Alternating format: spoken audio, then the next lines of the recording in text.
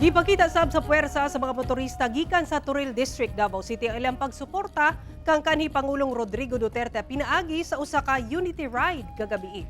Gipanawagan sa mga Davaoenyo nga papauliun na sa syudad ang kanhi Pangulo. Ani ang report ni Argil Relator.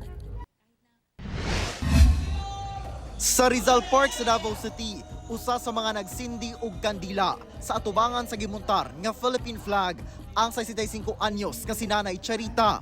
Ikaduhang gabi inamatod pa kini niyang pagtambong sa prayer rally agig pagparayag og suporta kang kanhi Presidente Rodrigo Duterte nga kasamtangang anaa sa detention center sa International Criminal Court kun ICC sa The Hague sa the Netherlands.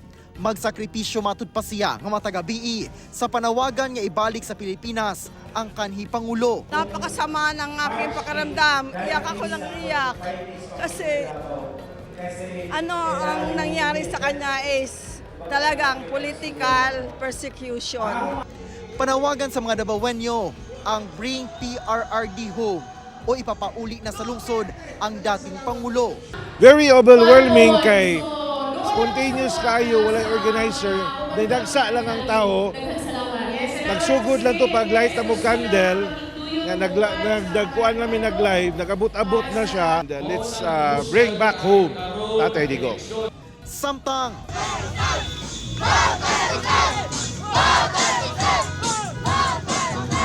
gikan sa Turil, nagpanon ang mga motorista padulong sa San Pedro Street sa downtown Davao.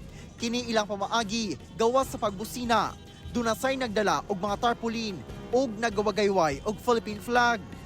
Sa Panabo City Parks and Plaza, nagkatapok sab ang mga taga-suporta ni dating Pangulong Duterte. Naghalad sila og pag-ampo dungan sa pagsindi og kandila. Nipirma sab sila sa Solidarity Wall alang sa dating Pangulo. Gatusan sab ka supporters sa kanhi Pangulo ay nag-motorcade og prayer rally sa Santo Tomas sa Davao del Norte. Kauban si Jojo Solarte sa kamera. Ako si Argil Relator. 1 Mindanao.